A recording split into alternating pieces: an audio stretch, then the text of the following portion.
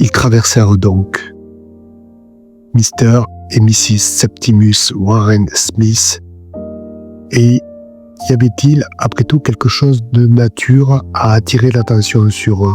Quelque chose qui puisse faire soupçonner à un passant qu'il y avait là un jeune homme qui portait en lui le plus grand message du monde, et qui était de surcroît l'homme le plus heureux du monde, et le plus malheureux. Peut-être qu'il y marchait plus lentement que les autres, et qu'il y avait quelque chose d'hésitant, d'un peu traînant dans la démarche de l'homme.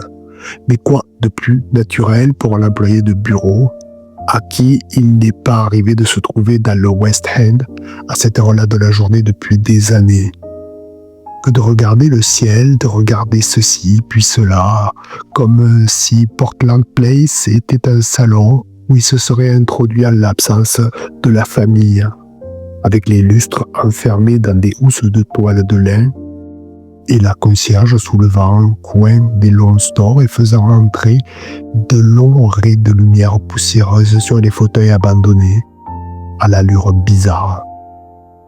Explique aux visiteurs que c'est un endroit magnifique. Magnifique, mais en même temps, se dit-il, assez étrange.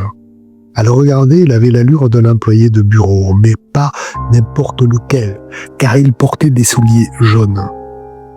Il avait des mains fines, et son profil était également distingué. Un profil anguleux, intelligent, sensible, avec un grand nez.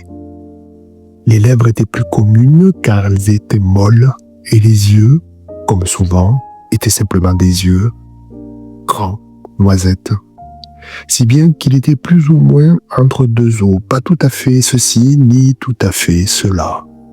Il pourrait finir par avoir une maison à Purley et une automobile, comme il pourrait continuer toute sa vie à louer des meublés dans des quartiers pauvres. Un de ces semi-autodidactes qui ont tout appris dans les livres empruntés aux bibliothèques municipales, qu'ils ont lus le soir après le travail en suivant les recommandations d'auteurs connus, consultés par courrier.